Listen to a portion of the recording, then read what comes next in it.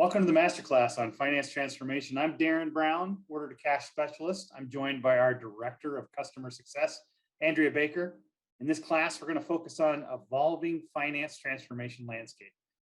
In today's market, as many of you know, it is more imperative than ever for finance to drive strategic value for business through people, process, technology, and data.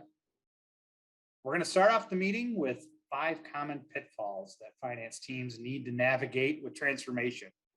Then we're going to walk through the best practices and the way to handle those 5 pitfalls to master finance transformation. We'll end the class with a customer success story on how a side trade client became a leader in finance transformation. So in this class, you're going to learn how to transform finance into futurists via people, process, technology, and data. You're going to learn how to create a cultural shift in the business to focus more on advanced data, AI, and prescriptive analytics. You're going to learn how to invest in technology that goes beyond driving efficiency.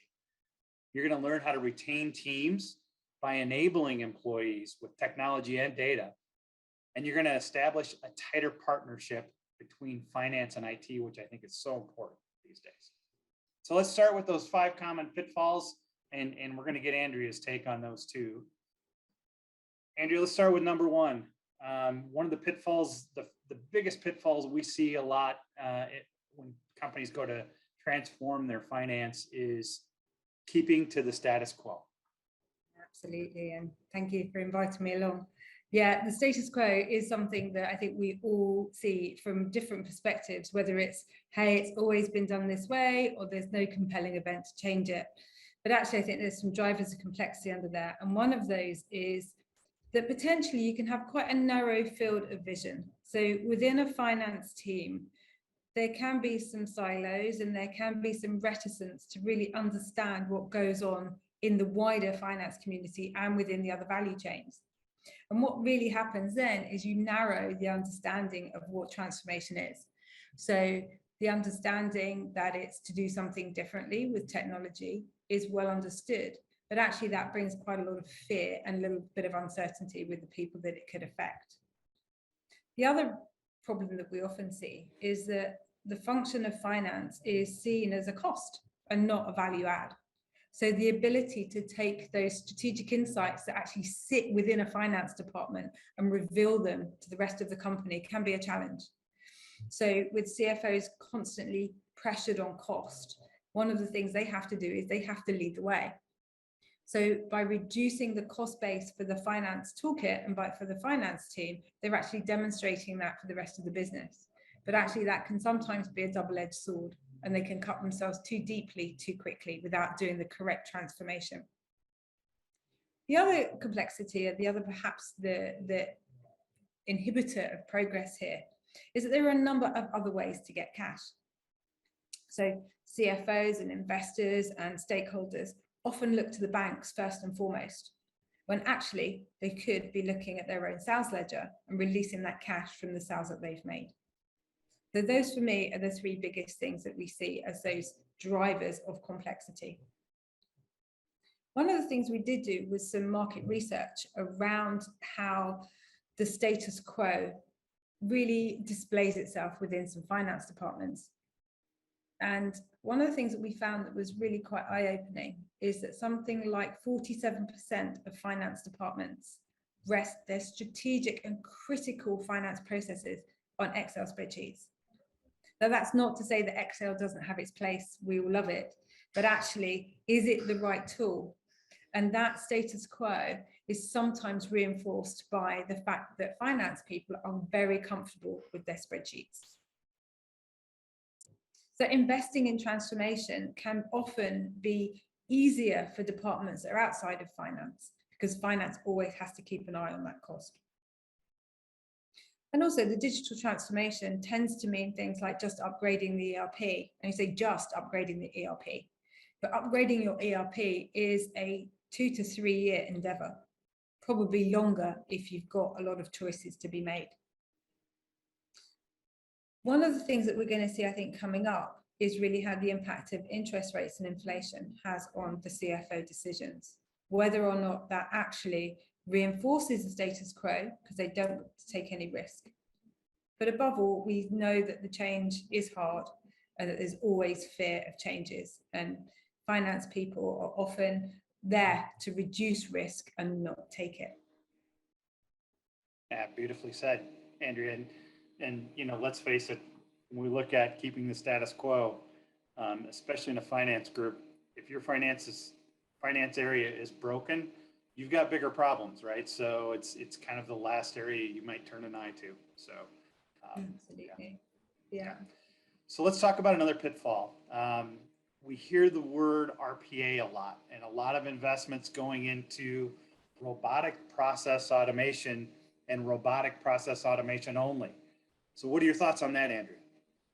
Well, it's interesting because actually in my last company, we put together a tapestry of technology based on an ERP, based on best of breed, with RPA filling in the gaps where we perhaps didn't want to over-engineer the interaction between some of the bigger systems. But one thing we did learn is that it looks cheap, but it isn't. So there is definitely a sort of emperor's new clothes thing going on in the finance community about how many robots do you have. And I think one of the issues that we see is that one of the pitfalls, I would say, of RPA is the danger of industrializing bad practice. So doing something badly, but doing something efficiently badly is not going to get you anywhere. So whether you're doing the wrong task at the wrong time, but you're doing it at in a robotic way, actually gets you nowhere, and it actually provides some extra risk. And unless you are prepared to invest in a sort of digital transformation team as a permanent feature, then every time something changes, your robot will need to be reprogrammed. So if you think about how your children have those little mechanical toys where you set them off in one direction, well, you know what, when it hits a chair, it's going to stop. And RPA is the same way. You need to tell it that there is a chair coming. If the chair moves, the RPA will stop. And that's an oversimplified version of it. But unless you're going to really invest into a tapestry of RPA, which gets you where you need to get to, then it's going to be very difficult to be a best of breed.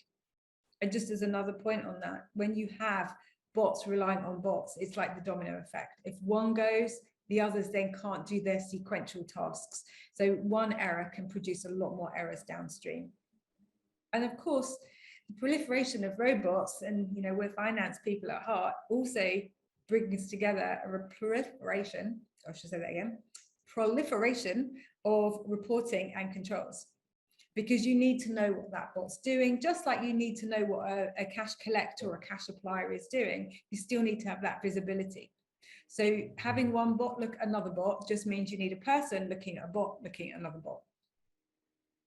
Yeah, and I think so many times, Andrea, just to add on to that point, the RPA experts are not your finance experts. Right. But your finance experts are seeing when those bots are breaking, right?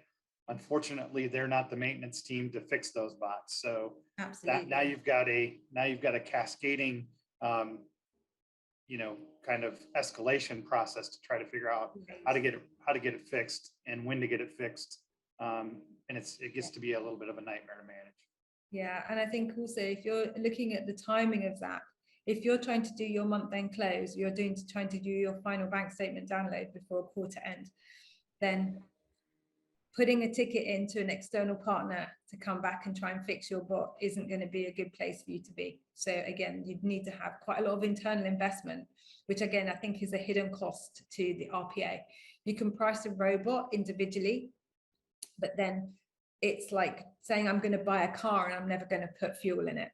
You have to constantly be making sure that they are updated and they're operating effectively, so that when you do come to the crunch points of your close or your activity, that you don't have any surprises that can't be fixed. Yeah, and I think in so many times we see it, the goal of streamlining a process with RPA just creates a multitude of breakpoints, right? So really in that process. So, yeah. And just as a final point, I think there's a lot of things which RPA can do, but actually I think the bigger question is, Should you be eliminating that process? Does it really need to be done? Can it be simplified? And then can it be automated? And really, you have to go through those criteria before you make that decision. Yep. Let's talk about another pitfall and keep this moving. Andrea, number 3, right? A big pitfall that we see a lot, associating technology and what technology does with headcount reduction. Yeah, that does sound, turkey's voted for Christmas, but perhaps Thanksgiving would be a better analogy. Yeah, the automation and cost takeout is not always the case. So what we're looking at now, particularly with the economies internationally as they're going, what we really would be encouraging is that the cash collectors and the credit controllers are the eyes and ears of the business. So in terms of contact points, sales and credit control, time and time again in our surveys, come up as the 2 people who most do the outreach. Of course, customer services take calls inbound, but outbound calls and the reach outs are from sales and from credit. So if you can automate those non-value added tasks and free up time, that time is going to be very well spent over the next couple of years navigating those customers who you might not have spoken to before, but now are having perhaps some issues in terms of cash flow. And plug for side trade, you'd see that very quickly using our platform. And how then are you going to be able to put the resources in place? So I think the automation that we talked about a couple of years ago, which was about driving down cost, and I talked about it at the top with regard to the CFO's pressure. What we really need to be doing is making sure that each part of the order to cash process is thoroughly resourced correctly. And if it means you automate where you can and you free up the expertise to deal with disputes, to deal with credit risk, complex reconciliations, then that's where you're going to get a lot more value and a lot more buy-in from the staff who are involved. I mean, the fear of job losses is always going to be present. You can't overcome that, but what you can do is be really clear on the goals of the project. And if those goals are to make the lives of the cash collectors and credit controllers much more interesting because they're doing more interesting tasks, then you'll get a lot of buy-in from the staff. Agree. Let's talk about another pitfall. And this is a big one, right? We see a lack of partnership sometimes between the finance group, the CFO, and the IT group, the CTO, the CIO, or the transformation officer, which is a new and kind of something else we're seeing out there. So what are your thoughts on that, Andrea? Yeah, that's a really big challenge. I think the traditional ownership of technology, moving into SaaS and into the ways of working that we see more often, actually takes the budget out of the finance department and into the IT department. So you're having that strange combination where the CFO is going to the CIO for budget, and the CIO then has to put it within the budget footprint that the CFO had given him beforehand. So you start to see this dance between technology and finance. In terms of the responsibilities, I think there's also a challenge coming up where the accountability for the delivery of systems and the delivery of outcomes of systems start to converge as well. So who is responsible for making sure the platform is live and available on people's laptops all day long and they can log in? It's potentially a different accountability set than the one who's saying, how much cash are you collecting? So unless there's a potential for partnership and a closer partnership for those two teams, it's going to be a bit of a rocky ride. There are some hybrid roles that we're coming out that we're seeing, which are not necessarily helpful, but they're definitely there. And that's the finance system controller role. And this is not the typical financial control role where you're looking after the budgets and the planning. This is the financial systems controller. And again, that is a challenge because these guys and girls are finding their feet, and they oftentimes sit within the finance department. But on occasion, they sit in the IT department, but they are all CPAs or chartered accountants, whatever the designation is. So again, they are neither fish nor fowl, as we would say in the UK. Yeah, Well said. So let's talk about the fifth and final pitfall, at least for this class. There may be others, but we think these are the big ones, right? So many finance decisions these days are being made based on old or limited data. Tell me what you think about that. Yeah, it's something that I've come across in a number of scenarios.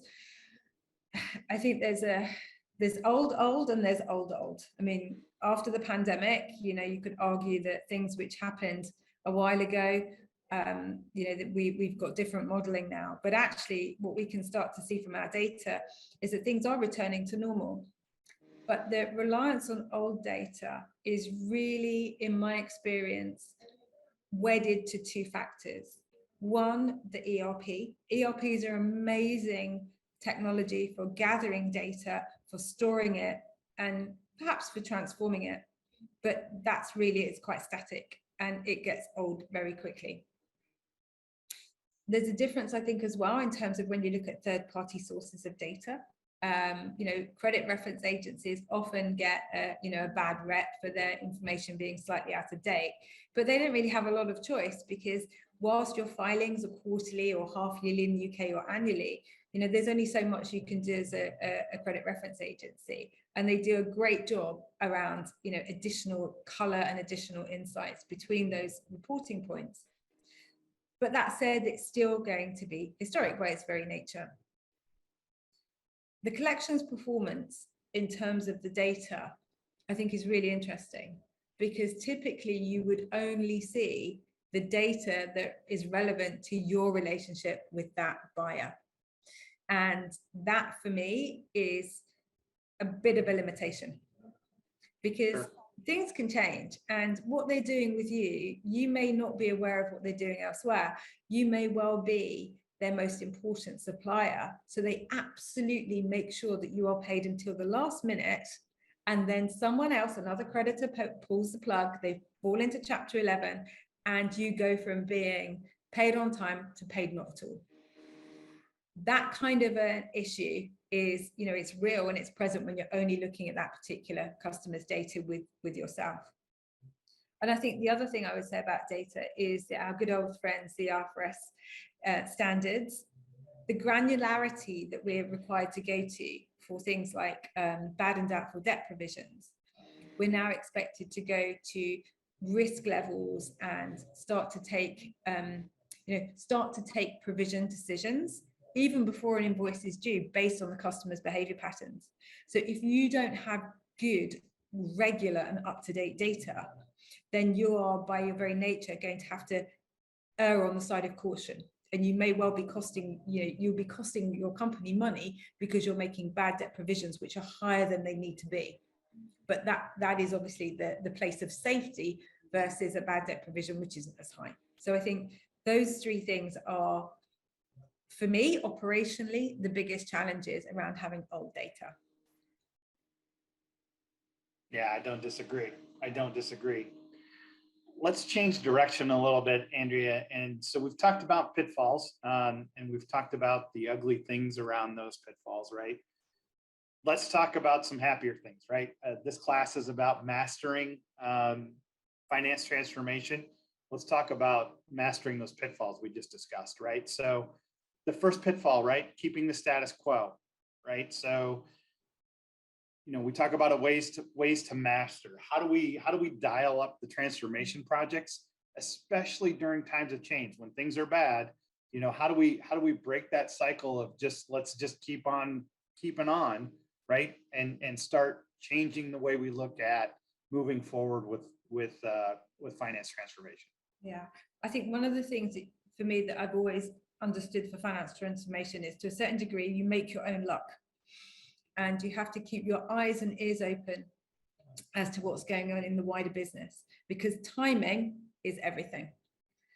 Get your compelling event, present your business case or present your draft case to your senior team when it's in their mind. If you have a team if your senior leadership team is perhaps focused on, revenue stories, or they've got another focus, and certainly in a company that I work for, we may be looking towards a rocket launch or something really cool. That may not be the time to talk about your finance transformation. But when it's talking about how much does it cost to launch a rocket, that's a good time to talk about finance transformation. So, understand your audience, be prepared to wait a week. Don't say make sure that you're pitching as you would, a salesperson would pitch to a potential customer. I think the other thing is to look at the people around you and to get them on board. So when you're pitching for your budget, or you're pitching for the concept of a finance transformation, it's make sure it's not you versus the team of people in front of you. Always go as a team. So if you can get some key influencers from the IT department will get the concept and they will get the idea. And they maybe get some folks from the budgeting department of finance who will get the understanding of the ROI. So you then present together a wider perspective as to why finance transformation is what should be happening now. I think there's also the final thing is around making sure that the people who are being transformed are completely aware of what's going on and get them to agree to some principles and outcomes. So everybody feels like they're a part of the journey. Yeah, and just to make a sports analogy, as that's what I do, no average performing team has ever won a championship by playing the same way, right? You've got to you've got to make some changes. You've got to get rid of the bad and accentuate the good, right? So there's no heroes made by keeping the status quo. No, there really isn't. There really isn't. So let's talk about that second pitfall, that RPA one, right? So RPA is a very simple tool, robotic process automation. Looking beyond that is a challenge, but looking beyond that to simple automation, that simple automation to AI, right? The exciting stuff. Yeah, I think one of the things that I would always encourage is if someone's interested in RPA because they've heard about it, they are probably the perfect person to start that conversation about artificial intelligence, because they're already minded and they're curious about what technology can bring. So rather than perhaps talk about all the pitfalls of RPA, I would try and get the conversation onto the benefits of artificial intelligence and the data that it sits upon. So, RPA has an input, an activity, and an output, whereas the world of AI is very, very different. And the important thing to remember is to myth bust. Make sure that when we're talking about RPA and we're talking about AI, that people know the difference, because oftentimes they're just said in the same sentence, and one can be mistaken for the other. You scratch the surface and very, very quickly it reveals that they're not the same thing at all. But I think also with AI, it can be extremely effective when it's used in the right way, but also it can be very scary for people. So when we come to talking about AI, one of the things that we're trying to do, particularly if I'm doing some coaching or some teaching with our existing customers who are taking that journey, is we talk about what AI is like in their everyday life. So talking about when you book a train, when you book a plane ticket. In fact, today, when we are with our backgrounds, there's AI knowing that that's our background, and that the whole kind of green screen concept. So the fact is we are living with AI and it's not scary. So trying to bring the journey to people in terms of how it can help their everyday life within business, it's a lot easier. Yeah, I kind of relate this to the first pitfall of keeping the status quo, because with RPA, what you're really doing is taking an existing process and automating it. So now you've taken a process that maybe wasn't the best and you've made it faster. Okay, terrific. It's faster, but it's still a bad process. And it's not learning anything, right? So it's having the ability to look at a solution that's learning is just key to finance transformation in this day and age, in my opinion. Yeah, and that constant feedback loop is something that you don't get with RPA by its very nature. It does the same thing, and it's not there to adjust and flex. It's there to do exactly as it's programmed to do. So with AI, every time a cash collector makes a phone call, and certainly with Amy, every time that piece of feedback goes into the system, that's all intelligence that is then learned from. So the next time that Amy makes a suggestion, that she's going to know that that was either a good or a bad action before, and adjust accordingly and continue to do so on a daily basis. And RPA can't do that. It can't. RPA, It will not. It will not understand what the result of its action was. No, right? it doesn't have that. Does not have that. That's the definition, right? So exactly. let's talk about that third pitfall, associating technology with headcount reduction. And maybe the better way to look at it and how to master it, right, is to use technology to retain your best employees, right? Absolutely. Yeah. And I think one of the things we have to consider is around the generation Zs. I know I always try and pretend I'm a millennial, and I'm nowhere not. So us generation Xers, we're kind of out of date here, but the Gen Zs coming out of college now, they're digital natives. They have a high expectation of what technology does for them already. If I look at my kids who are teenagers, they are absolutely adept at Teams, they're adept at Excel, they're adept at various games. This is their life. They are digital. So if you're trying to attract staff and you're trying to retain staff, you have to give them an experience which is just as good as when they walk out and they're kind of waiting at the bus stop, they're watching their movie, they're on the train, they're playing their games. That's the level of expectation. And if you bring them into an organization and they're basically then having to do manual cut and paste or data entry, that feels very alien to them. So in terms of attracting talent, I think if you don't have that great technology, you are going to be severely disadvantaged.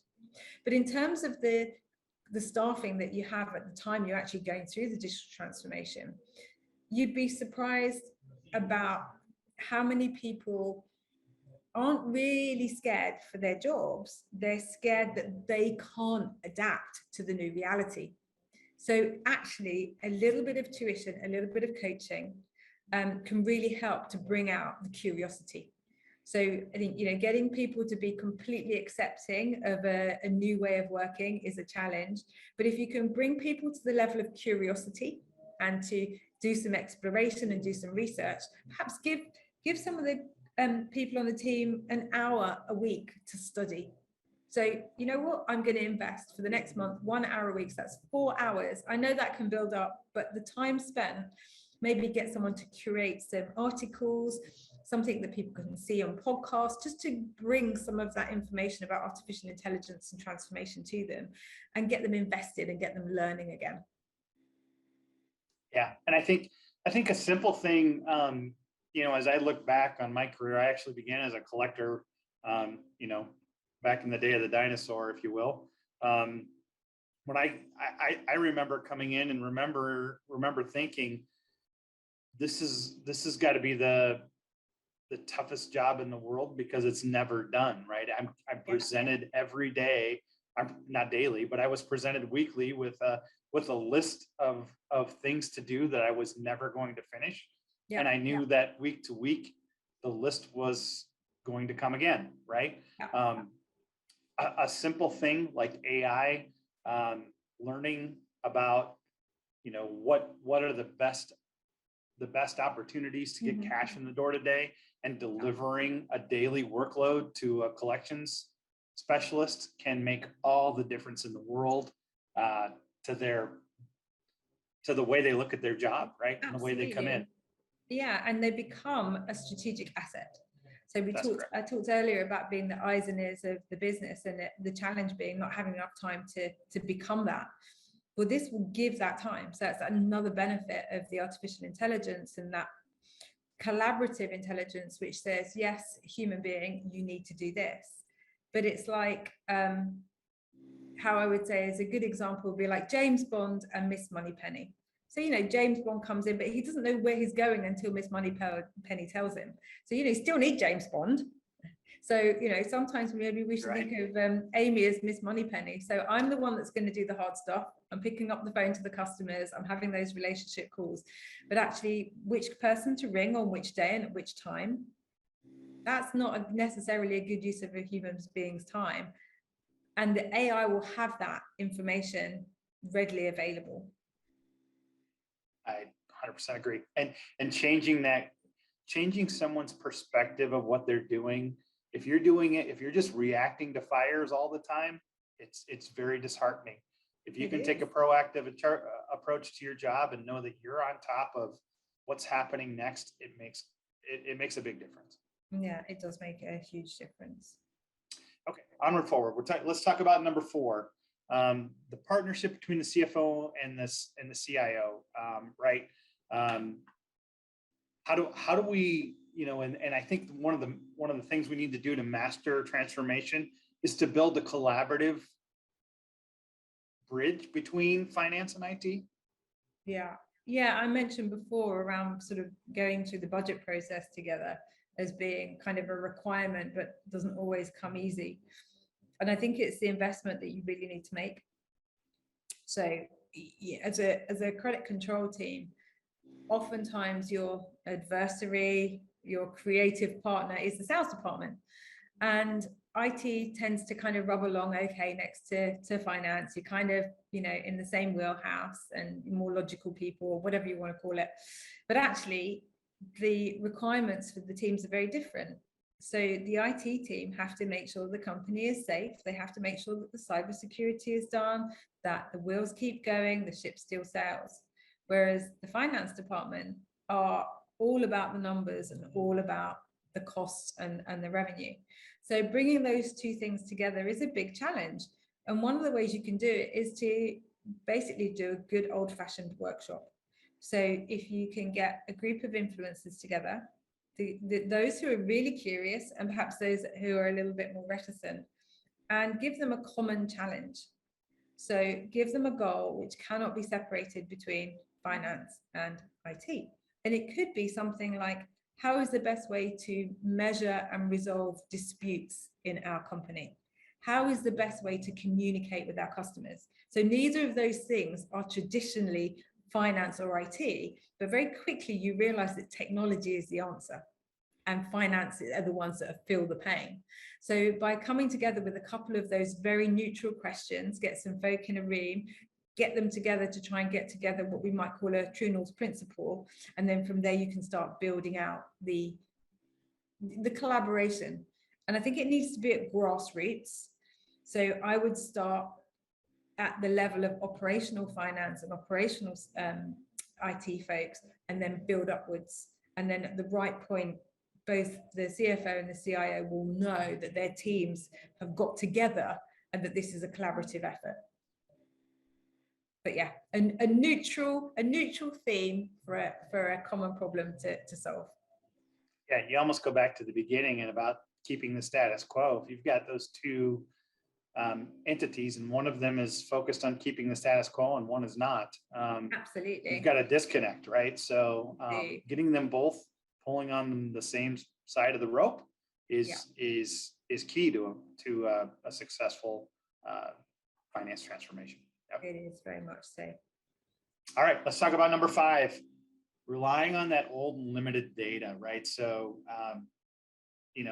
looking at things that are either outdated or looking at a smaller data set, such as, the way my customers are behaving with me. There's more information out there. And I think leveraging a data lake and benchmarking are key to moving forward here. They really are, because one of the questions that I tended to ask my teams, and I know that I got asked myself, is what does good look like? So, everybody will tell you that their company is unique and that you can't be compared, and that their department is unique and it cannot be compared. And, to a certain extent, that is true. But if you're going to be looking at what to aim for, So you need to, any trip, any journey needs a destination. Otherwise, you're just going to go around in circles. So setting a benchmark, well, one of the things you need to do to set a benchmark is data. And if you're only looking at your own data, you're effectively marking your own homework. There's no outward inputs. There's no extra context. Looking at how you behave versus how perhaps a competitor behaves may not be the correct solution at all, because they may have a different arrangement of back office, they may have a different revenue model. There are lots of things, proprietary information that you couldn't possibly know. So the best way to look at it is to look at as much data as you can. So those sort of peaks and troughs of differences are smoothed out because the volume of data is there to send those patterns and that modeling back. If you're then looking just at what's in your ERP, you're going to be limited. If you're very lucky, you might have both a buying and selling relationship with one company. So you've got AP and AR data for them. But that really, again, is just about your relationship. It's not about how well that customer is actually doing in the wider context. So looking at a solution which has a data lake is really, for me, the most obvious path to choose. If you want to look at financial data to set up credit limits and you want to get some due diligence done, I think everybody knows that that's sort of a very safe and conservative way of doing it. And that's not to say that it's not the best way. But once you have a customer onboarded, you want to know what that customer's doing today, tomorrow, the next day. What did they do 5 days ago? Because if you're looking at those static reports, they're just going to give you that point in time. Now, there are some prediction modeling, but again, that's very flat. Whereas if you're looking at what that customer's doing with you together with what they're doing with the wider community, then you've got the best of both worlds.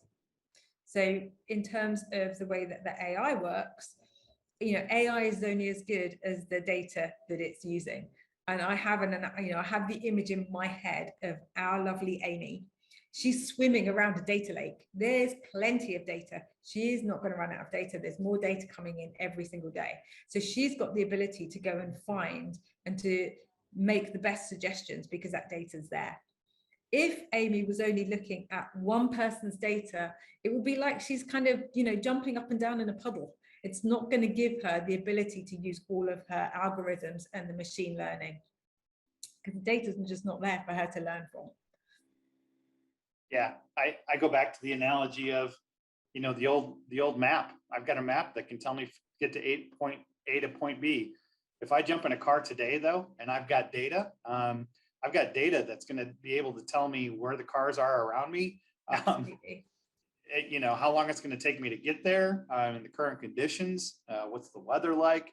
All that data can make a big impact on my drive time, right? Same thing Exactly. with collections, right? Or AR management is knowing what those customers, your customers' behaviors, especially when we talk about those long tail customers, right? The ones that we can't get to, right? Or the ones that aren't interacting with us very often.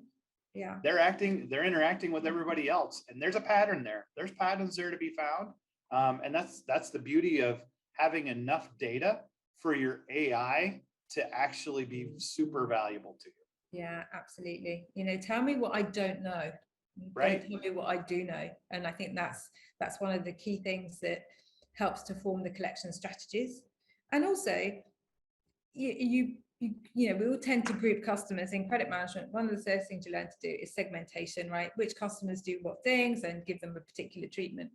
But for me, and with the data and the way that AI works, there are two things. So one, if you've got a policy which says letter 1 goes on day 1, letter 2 goes on day 3 past due, and letter 4 starts to say they're not going to have any more goods or whatnot, and that's a fixed set, then all you're really doing is training the customer to how much extended terms they can get until it gets really serious.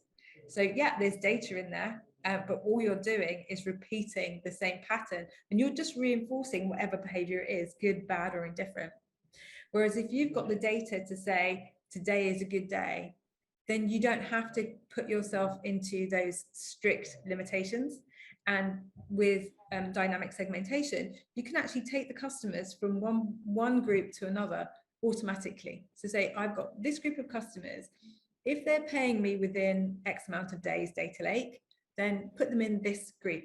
If data lake and Amy, you see that it's sliding, not necessarily with me, but with others, then I want you to put them into this group. And there's a more accelerated chase process. All of that can be done based on the data and the AI. Yeah. Well said. Well said.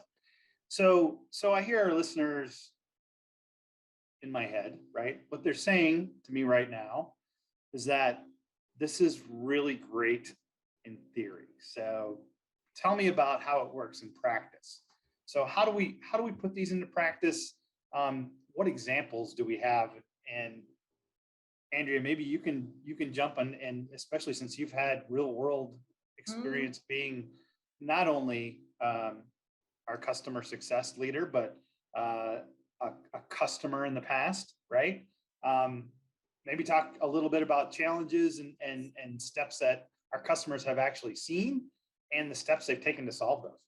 Yeah. And the results, right? Yeah, I mean,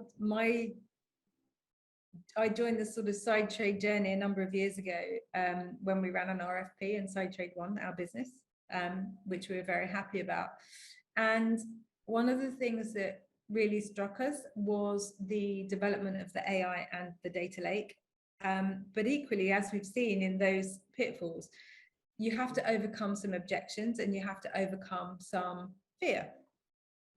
So just in my example, we were able to look at the finance transformation as a whole and then look specifically at the order to cash process and look at how we could articulate the value of the transformation to the CFO. So one of the things that we did, and it will live with me forever, is we sat down with our credit control team, and I just started there, and we mapped out every process that they did manually to deal with a complex customer. So we took one customer who had many subsidiaries, different locations, some in the US, some in Europe, and said, you are now going to plan and have a conversation with this customer. Go from the very first part all the way through to when you pick the phone up to the customer. We ended up with 94 slides of data. We had to look in 2 different ERPs. There were 2 instances within each of those. Some of those have been acquired companies, so the customer master data was in a different shape. In order to get a balance, we needed to run a particular report in the ERP, which had to be scheduled overnight. And if it failed, you had to wait for another overnight. We then had to have spreadsheets and cut and paste and cut and paste. Actually, it sounds like it's a lot, but you can get to 94, you can get to 100 steps before you've even blinked. So it's an investment, but certainly that sit down with your credit team and ask them exactly what they do, write it down. No, pen and paper, right? It doesn't have to be complicated. Build up the process, build up the articulate the pain of the team. And from that, you can then look at the amount of time it takes.